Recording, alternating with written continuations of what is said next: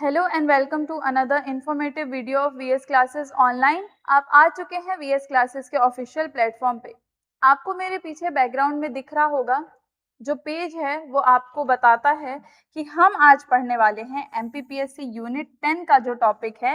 Lecture आज 12 है।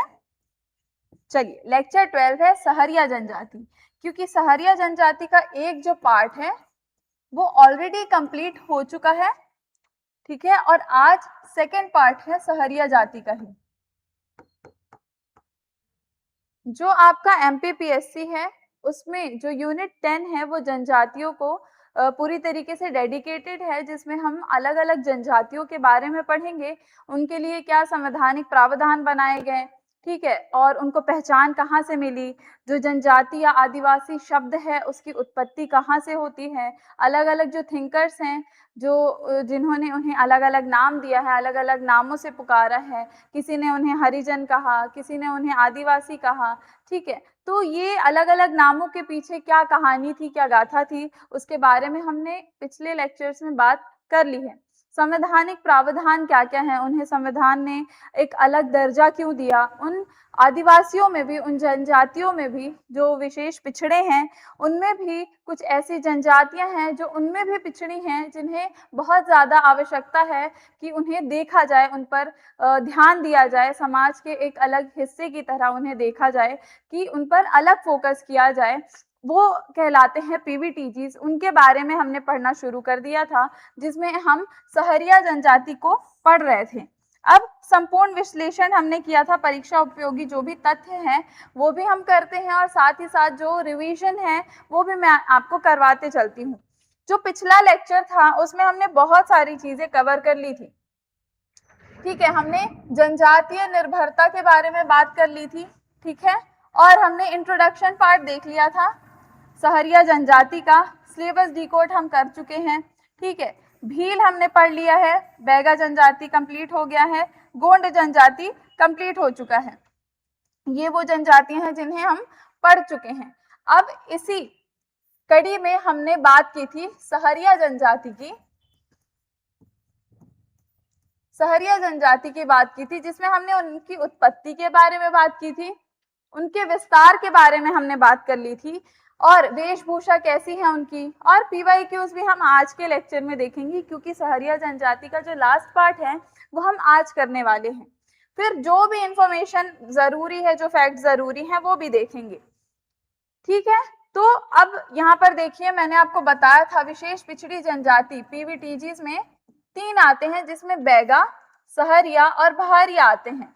सहरिया को हम पढ़ रहे हैं, जिसका आज लास्ट पार्ट है। अगले वीडियो में हम बहारिया जनजाति को शुरू करेंगे, जो मोस्ट प्रिमिटिव वल्नरेबल ट्राइब कहलाते हैं, वो कहलाते हैं पीवीटीजीज, जिसमें विशेष पिछड़ी जनजाति, संवैधानिक रूप से इन्हें ये दर्जा दिया गया है कॉन्स्टिट्यूशनली, और आधार है मूलभूत सुविधाओं से दूर, शिक्षा में पिछड़े रह गए, और अभी भी मजदूरी और जंगल पर निर्भरता इनकी कायम है, जिन कारणों से इन्हें पिछड़ी जनजाति माना गया है।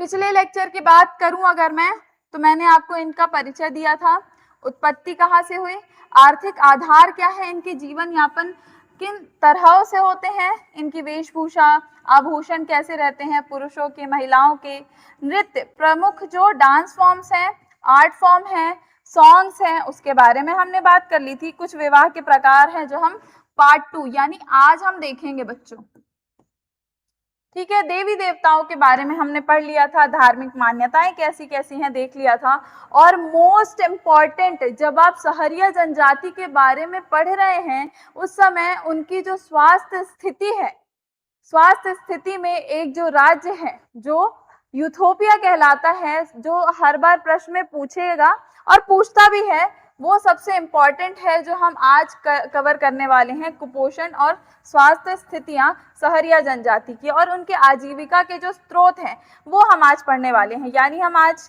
3 प्रमुख जो टॉपिक्स हैं वो आज हम कंप्लीट कर लेंगे, जिससे हमारा जो सहरिया जनजाति है वो पूरा हो जाएगा। मैंने आपको बताया था परिचय और भौगोलिक विस्तार में कि मध्य प्रदेश की तीसरी सबसे बड़ी जनजाति सहरिया जनजाति कहलाती है जनसंख्या के आधार पर, और सहरिया यानी 7 सहरिया जो है वो स और हरिया से मिलकर के बना है, जिसमें स का मतलब है साथ और हरिया का मतलब है शेर, यानी जो शेरों के साथ जंगल में निवास करते हों वो जनजाति सहरिया कहलाती हैं। फिर मूल निवासी कोलारियन परिवार की जनजाति हैं, ये हमने पढ़ लिया था, ठीक है। श्योपुर, शिवपुरी, मुरैना, ग्वालियर, ये इनका प्रमुख निवास स्थान है अगर भौगोलिक विस्तार की यदि हम बात करते हैं तो। फिर उसमें भी हमने कुछ बात की थी उनके शब्द के उत्पत्ति की, जिसमें जो प्रमुख शब्द है प्रधान और भोपा। प्रधान जो है व्यवहारिक केंद्र रहता है और भोपा वैद्य होता है, जो विशेषज्ञ होता है जड़ी बूटियों का। फिर हमने इनमें 3 प्रमुख पंच के बारे में या प्रमुख व्यक्तियों के बारे में देखा था, जिन्हें पटेल, पंच और कुटुब कहा जाता है। फिर इनके वेशभूषा के बारे में देखा था कि जो पुरुष हैं सिर पर पगड़ी जिसे सालुका कहते हैं, शर्ट या बंडी पहनते हैं। महिलाएं गुदना, टैटू बहुत ज्यादा फेमस है, घाघरा और रंग बिरंगे आभूषण धारण करती हैं। धार्मिक मान्यताओं में सबसे प्रमुख देवता जो है उनके बारे में बात की थी हमने। अन्य पूजनीय सीता माता, ये सीता माता को बहुत ज्यादा पूजते हैं और उनकी बहुत ज्यादा पूजा करते हैं। भैरव बाबा की भी विशेष पूजा इनके में की जाती है। ये लोग बहुत ही ज्यादा तंत्र मंत्र, जादू टोना, जड़ी बूटियों पर विश्वास रखने वाले व्यक्ति हैं। और कला, नृत्य एवं संस्कृति की यदि बात करते हैं तो दुलदुल घोड़ी इनका एक प्रमुख जो है फोक डांस है। और लोक गायन की बात करें तो तेजा जी की कथा, जिसमें जानकी विवाह सुनाया जाता है, जो बहुत ही मजेदार होता है। मैंने मेमोरी ट्रिक बताया था आपको। विशेष कौशल इनका क्या है? जंगल से जड़ी बूटियां एकत्रित करना। आज के विषय पर आ जाते हैं पार्ट 2। सबसे पहला है आर्थिक आजीविका एवं विवाह प्रथा, जिसमें आर्थिक आजीविका की बात करते हैं, यानी जो इनकी आर्थिक स्थिति है वो किस पर निर्भर करती है और जो जीवन यापन इनका होता है वो किन चीजों पर टिका हुआ है उसके बारे में बात करते हैं। सबसे प्रथम है वनोपज संग्रहण, यानी जंगलों की जो चीजें हैं उनका संग्रहण करते हैं, उन्हें स्टोर करते हैं, जिनमें जड़ी बूटियां आती हैं, गोंद आता है, चिरौंजी, महुआ और शहद। यहाँ पर आपको एक बात बताऊं, महुआ, शहद, ये जो इनकी प्रमुख चीजें हैं जो जंगलों से ये एकत्रित करते हैं और ये उनका आर्थिक आधार है। इनका ये खाने पीने में भी इस्तेमाल करते हैं और शहरों में जाकर बेच करके जो थोड़े बहुत पैसे हैं वो भी एकत्रित करते हैं। इनके बारे में मैंने आपको शॉर्ट वीडियो में बताया है। वीएस क्लासेस के ऑफिशियल चैनल पर आप जब जाएंगे, शॉर्ट सेक्शन खोलेंगे तो वहां पर आपको मैथ्स की ट्रिक, बहुत सारी लेटेस्ट इंफॉर्मेशन भी आपको दे दी जाएगी। साथ ही साथ एमपीपीएससी यूनिट 10 का जो आपको टॉपिक है वो थोड़ा थोड़ा आपको पूरा इंफॉर्मेशन मिल जाएगा उसमें। फिर पारंपरिक पेशा है ये इनका, शहद इकट्ठा करना और उसे शहरों में बेचना, ये इनका पारंपरिक पेशा है और इससे उन्हें ये उनका आर्थिक जीवन का आर्थिक आधार कह सकते हैं। कृषि की यदि बात करते हैं तो स्थानांतरित कृषि पर ये लोग निर्भर करते थे, लेकिन वर्तमान में सरकार जो है वो इस कृषि के पद्धति को नकारती है, क्योंकि जो जमीन है वो इस प्रकार की कृषि के कारण बंजर हो जाती है, जिस कारण से सरकार जो है, गवर्नमेंट जो है, कानूनों के कारण ये मुख्य रूप से सीमांत, यानी ये जो कृषि की पद्धति है वर्तमान में रुकी हुई है और ये लोग अन्य तरीकों से कृषि जो है वो करते हैं। शिल्प की यदि बात करें, हाथों से ये लोग बांस की जो टोकरी होती है, जो आप देखते होंगे सड़क किनारे बेची जाती है, जो बहुत सुंदर सुंदर होती हैं।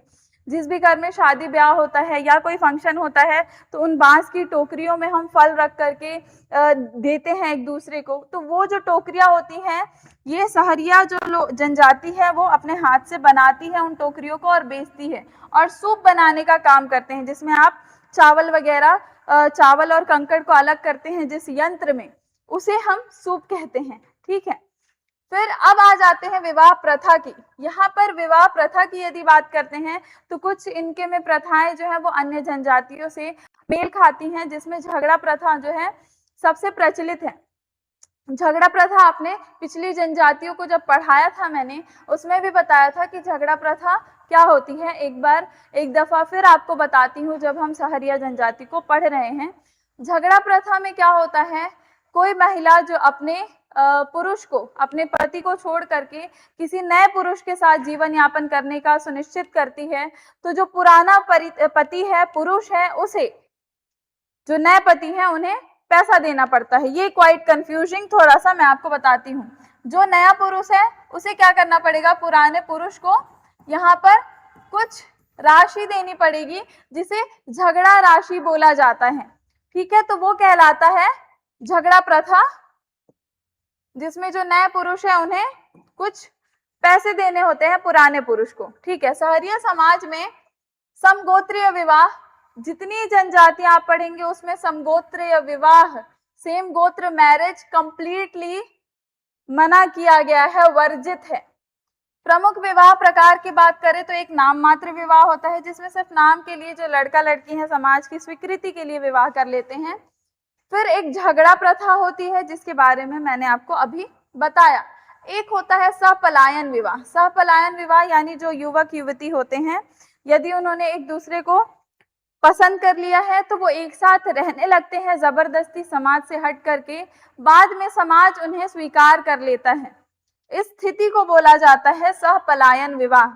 नाता प्रथा, नाता प्रथा जो है वो सहरिया जनजाति में बहुत प्रमुख माना जाता है, जिसमें जो प्रमुख समाज है वो आज तक इस चीज को नहीं स्वीकार पाया है, पर जो आदिवासी समाज है, जनजातीय है, उन्होंने इस बात को स्वीकार कर लिया है और वो इस बात को बहुत महत्वता देते हैं कि एक नारी जो विधवा हो चुकी है उसे पुनर्विवाह का अधिकार है। एक महिला जो विधवा हो चुकी है, उनके पति की मृत्यु हो चुकी है, उसे दोबारा शादी करने का अधिकार है, और ये सहरिया जनजाति में नाता प्रथा कहलाता है। समाज में विधवा विवाह को मान्यता प्राप्त है, जिसे नाता प्रथा कहा जाता है। इधर आपने इनके आर्थिक जीवन के बारे में देखा, इकोनॉमी के बारे में देखा, यहाँ पर आपने फॉर्म्स ऑफ मैरिज, विवाह के प्रकारों के बारे में देखा आपने। आगे बढ़ते हैं और सबसे प्रमुख जो चीज है, स्वास्थ्य स्थिति एवं कुपोषण की समस्या, इसके बारे में बात करते हैं, जो सहरिया जनजाति में बहुत ज्यादा पाई जाती है। अब सर्वाधिक, मध्य प्रदेश में सर्वाधिक कुपोषित जनजाति सहरिया है। जब हम मध्य प्रदेश की बात कर रहे हैं तो आप ये याद रखिएगा कि मध्य प्रदेश में बहुत सारी अलग अलग जनजातियां पाई जाती हैं, जिनके बारे में इंट्रोडक्शन वीडियो में बताया गया है। तो उन सारी जनजातियों में जब आप देखेंगे और डेटा एनालाइज करेंगे तो आप ये निष्कर्ष पर पहुंचेंगे, जो सहरिया जनजाति है वो जनजाति सबसे ज्यादा कुपोषित पाई गई है। उसका प्रमुख कारण क्या है? क्योंकि सहरिया जनजाति आज भी अत्यधिक गरीब है, क्योंकि उनके पास आर्थिक जो आधार है वो बहुत कमजोर है। साथ ही साथ उनके पास जागरूकता की भी कमी है, अवेयर नहीं है चीजों को लेकर के, जिसके कारण कुपोषण, जो पोषण है उसकी कमी हो जाती है। किन चीजों को खाने पीने से हमें पोषण मिल रहा है, क्या चीज हमारे स्वास्थ्य के लिए बेहतर है, ये सारी चीजों से अभी वो लोग वंचित हैं, जिसके कारण उन्हें बाद में गंभीर बीमारियां हो जाती हैं।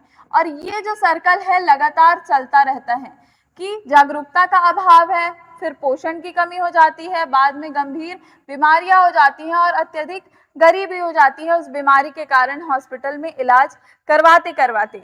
अब गंभीर स्वास्थ्य संकट, सहरिया जनजाति में कुपोषण है, माल न्यूट्रिशन, और दूसरा ट्यूबरक्लोसिस, जिसे टीबी कहा जाता है, अत्यंत गंभीर समस्या है। सहरिया जनजाति की सबसे गंभीर स्वास्थ्य जो बीमारी है वो दो है, माल न्यूट्रिशन एंड ट्यूबरक्लोसिस, जिसे हम कुपोषण और टीबी कहते हैं। ठीक है, अब इसका कारण मध्य प्रदेश के श्योपुर जिले को भारत का यूथोपिया कहा जाता है। मैंने आपको जब डिवीजन किया था इनका विस्तार बताया था, किन किन जगहों पर है, मैंने आपको बताया था ग्वालियर है, श्योपुर है, शिवपुर है। तो उसमें एक जो मैंने आपको जिला बताया था जिसे मैंने श्योपुर कहा था, श्योपुर में बहुत ज्यादा सहरिया जनजाति जो है उनका निवास रहता है, और वहीं पर सबसे ज्यादा कुपोषित जो जनजाति है पाई गई है, सहरिया जनजाति, जिसके कारण उस श्योपुर जिले को भारत का यूथोपिया कहा जाता है। भारत का, यानी ये जो यूथोपिया है ये एक मेटाफर के रूप में इस्तेमाल किया जाता है, मेटाफर के रूप में इस्तेमाल किया जाता है, यानी एक उपमा के तौर पर।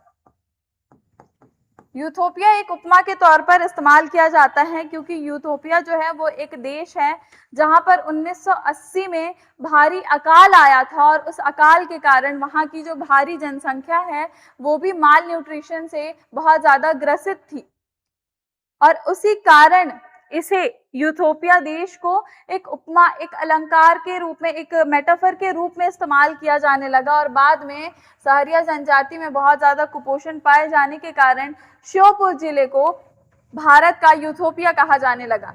यदि हम इस शब्द की बात करें, यदि हम चलिए अगर इस शब्द की बात करते हैं तो ये ग्रीक वर्ड है, ग्रीक वर्ड है, दिख रहा है आपको? ये एक ग्रीक वर्ड है जो दो शब्दों से मिलकर बना है। पहला एथेन, ठीक है, और दूसरा जो शब्द है, मैं यहाँ एक्स्ट्रा पेज ले लेते हैं। चलिए, मैंने आपको क्या बताया? यूथोपिया, ठीक है, ये एक ग्रीक वर्ड है। फ्रेश पेज में लिखेंगे आपको ज्यादा क्लियर दिखेगा। जो दो शब्दों से मिलकर के बना है, पहला है इथेन यानी झुलसा हुआ, झुलसा या फिर आप जला हुआ कह सकते हैं, और दूसरा जो शब्द है वो है ओप्स। ये दोनों ग्रीक वर्ड से मिलकर के बने हैं, ठीक है, और ओप्स का मतलब होता है चेहरा या फिर फेस, ठीक है। अब अगर इसका शाब्दिक अर्थ आप निकालें तो क्या निकलेगा? लैंड ऑफ बर्न्ट फेस, यानी झुलसे हुए चेहरों का देश। बहुत ज्यादा माल न्यूट्रिशन होने के कारण वहां के जो लोग हैं उनके चेहरे से वो सारी चीजें दिखती हैं, जिस कारण से उस श्योपुर जिले को भारत का यूथोपिया कहा गया। यूथोपिया जो है वो एक ग्रीक वर्ड है जो दो शब्दों से मिलकर के बना है, इथेन यानी झुलसा या जला हुआ, और ओप्स का मतलब है चेहरा यानी फेस, यानी the land of the burned face, यानी झुलसे हुए चेहरों का देश, जो श्योपुर को कहा जाता है। और ये अत्यंत गंभीर बीमारी मानी जाती है जिसका मुख्य कारण है गरीबी, शिक्षा का अभाव होना और मुख्य धारा से कटाव। ये लोग जो है आज भी जो मुख्य धारा है समाज की वहां से बहुत दूर रहते हैं, शिक्षित नहीं हैं, जिसके कारण अत्यधिक गरीब भी हैं, जीवन यापन किस तरीके से किया जाए ये सारी चीजों से अभी भी ये लोग अवेयर नहीं है, जिसके कारण इन बीमारियों से ये लोग इस दलदल में फंसते जा रहे हैं। तो ये कुछ प्रमुख तथ्य थे सहरिया जनजाति के जो बचे हुए थे, जो मैंने आपको बताया। अब सरकार ने, जो गवर्नमेंट है, उसने कुछ महत्वपूर्ण योजनाएं और स्कीम इनके विकास के लिए, इनके डेवलपमेंट के लिए सरकार ने कुछ पहल की है, जिसमें सबसे पहले आता है सहरिया विकास प्राधिकरण। दिख रहा है आपको? चलिए एक सेकेंड मैं और बड़ा कर देती हूँ।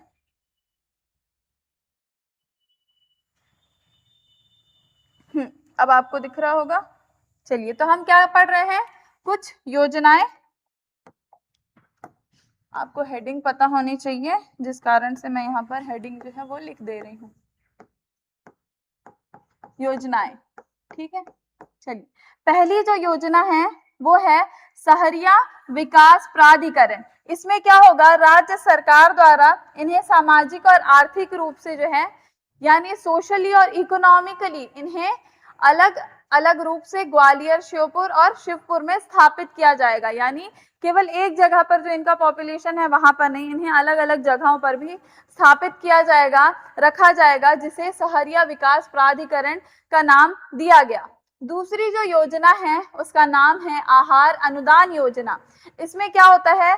जो विशेष पिछड़ी जनजाति हैं, जिसमें बैगा, भारिया, सहरिया आते हैं, उनकी जो महिला मुखिया होंगी उनके खाते में हर महीने 1500 रुपए सरकार देगी और वो 1500 क्या किया जाएगा, पोषण है, पोषण भत्ते के रूप में दिया जाएगा।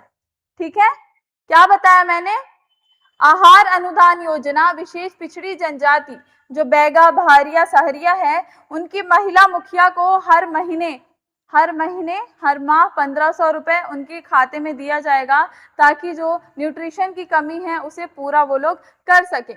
जो आखिरी योजना है शिक्षा और आवास को लेकर के है, एजुकेशन एंड, लिख देती हूं, एजुकेशन एंड हाउसिंग,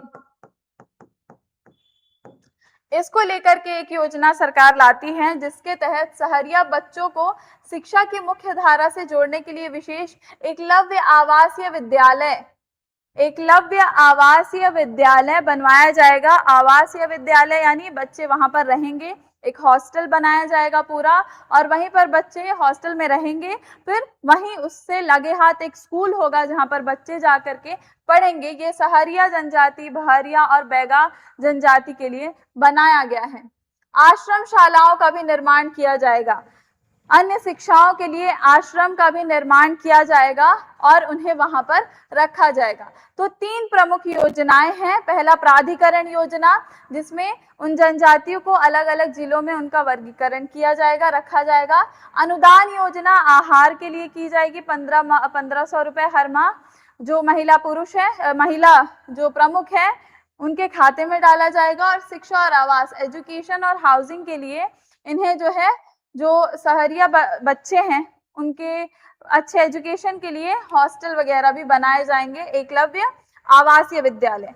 यहीं पर आपका जो ये टॉपिक है सहरिया जनजाति कंप्लीट होता है।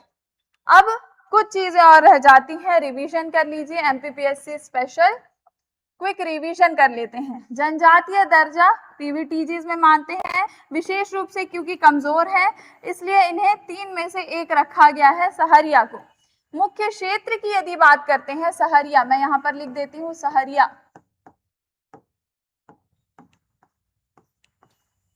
तो ग्वालियर चंबल संभाग, जिसमें उत्तर पश्चिमी मध्य प्रदेश सर्वाधिक कहां पर है, श्योपुर में पाए जाते हैं, ये इनका मुख्य क्षेत्र है। फिर आ जाते हैं हम सामाजिक शब्दावली में। बस्ती जो है इनकी सहराना कहलाती है। सहरिया जनजाति की जो बस्तियां होती हैं उन्हें सहराना बोलते हैं। जो मुखिया होते हैं उन्हें पटेल बोला जाता है। जो भी सामुदायिक भवन होता है जहां पर पूरी बातें की जाती हैं, पंच बैठते हैं, डिसीजन मेकिंग का काम होता है, उसे बंगला बोला जाता है। प्रमुख नृत्य की अगर बात करते हैं तो प्रमुख हमने 2 पढ़ा, एक लहंगी और दूसरा दुलदुल घोड़ी। फिर उसके बाद से इनके प्रमुख देवताओं की हमने बात की थी, जिसमें इष्ट देव तेजा जी सर्पदंश से बचाते हैं और सीता माता को ये लोग अत्यधिक पूजनीय मानते हैं और उनकी पूजा करते हैं। ठीक है, फिर विशेष पहचान की यदि बात करें तो जड़ी बूटियों के ये लोग बेहतरीन जानकार होते हैं और कुपोषण से सर्वाधिक ग्रसित जनजाति माने जाते हैं। ये आपका यहाँ पर क्विक रिवीजन जो है हो जाता है। कुछ प्रमुख जो एक्सपेक्टेड पीवाईक्यूज, जो एक्सपेक्टेड क्वेश्चन है उसकी अगर बात करें तो आपसे पूछेगा कि मध्य प्रदेश में सर्वाधिक कुपोषित जनजाति कौन सी है, तो आप सहरिया बता देंगे, श्योपुर अगर जगह पूछता है तो, और भारत का यूथोपिया बोला जाता है। आपसे क्वेश्चन को थोड़ा अलग करके भी पूछा जा सकता है, पूछ देगा कि भारत का यूथोपिया किसे कहा जाता है, तो आप बता देंगे श्योपुर को कहा जाता है। ये भी पूछ सकता है कि श्योपुर किस कारण, किस जनजाति से जुड़ा हुआ है और क्यों फेमस है, तो आप बता देंगे सहरिया जनजाति के कुपोषित होने के कारण। फिर सहरिया जनजाति में सामुदायिक केंद्र या चौपाल को क्या कहा जाता है, अभी मैंने आपको बताया जो भी सामुदायिक केंद्र है जहां पर सारी प्रमुख बातें की जाती हैं, पंचायत बैठते हैं, उसे बंगला बोला जाता है। तीसरा जो प्रश्न है वो है एक्सपेक्टेड फैक्ट जो पूछेगा, आहार अनुदान योजना। योजनाएं जरूर से जरूर पढ़िएगा, हर जनजाति से जुड़ी जो अलग अलग योजनाएं आ रही हैं उनको अच्छे से पढ़िएगा, जो भी मैं आपको बता रही हूँ। आहार अनुदान योजना का लाभ किन जनजातियों को मिलता है, तो बैगा, भारिया, सहरिया। ऑप्शन में अगर इन तीनों में से कोई एक आता है तो आप इन तीनों में से कोई एक टिक कर दीजिएगा, यदि तीनों का आता है तो वो पीवीटीजी से लिख करके आएगा, तो आप बता देंगे 1500 प्रतिमाह मिलता है। आखिरी जो सवाल है वो है सहरिया जनजाति की उत्पत्ति किस शब्द से हुई है, स्वयं को किसका वंशज मानते हैं। तो पहले लेक्चर में सहरिया जनजाति के पार्ट 1 में आपको बताया गया था महर्षि वाल्मीकि के वंशज ये लोग खुद को मानते हैं, महर्षि जो हमारे हैं वाल्मीकि उनके वंशज मानते हैं। और इस शब्द की उत्पत्ति जो है सहर से हुई है, जिसका अर्थ होता है जंगल। यहां पर आपका जो सहरिया जनजाति है वो पूरी तरीके से कंप्लीट होता है। ठीक है, निष्कर्ष पढ़ लेते हैं एक बार। सहरिया जनजाति मध्य प्रदेश की सांस्कृतिक विविधता का एक अभिन्न अंग है। अत्यंत पिछड़ी स्थिति और कुपोषण जैसी गंभीर चुनौतियों के बावजूद इनका जड़ी बूटियों का पारंपरिक ज्ञान और लहंगी और दुलदुल घोड़ी जैसी लोक संस्कृति अद्वितीय है। एमपीपीएससी परीक्षा के दृष्टिकोण से इनकी सामाजिक संरचना यानी सहराना, पटेल, बंगला और सरकारी योजनाएं सर्वाधिक महत्वपूर्ण है और ये सारी चीजें आपको कंप्लीट करवाई जा चुकी हैं। यहाँ पर आपका जो लेक्चर 13 है आई गेस वो कंप्लीट हो जाता है, जिसमें हमने सहरिया जनजाति जो है वो कंप्लीट कर ली। बहुत जल्दी बहरिया जनजाति का लेक्चर आपको मिल जाएगा और बहरिया जब कंप्लीट होगा तो आप ये समझिए कि आपका पीवीटीजीएस कंप्लीट हो जाता है। फिर हम कोशिश करेंगे पीवाईक्यू सॉल्व करने की। जितनी भी जनजातियां हमने अब तक पढ़ ली हैं, भील, बैगा, सहरिया, बहरिया, बैगा, बहरिया अभी बचा हुआ है। इन जनजातियों को जब हम पूरा कर लेंगे तब पीवाईक्यूज लगाए जाएंगे। मिलती हूं मैं आपसे अगले लेक्चर में वापस से संपूर्ण विश्लेषण के साथ और परीक्षा उपयोगी तथ्यों के साथ। तब तक के लिए धन्यवाद।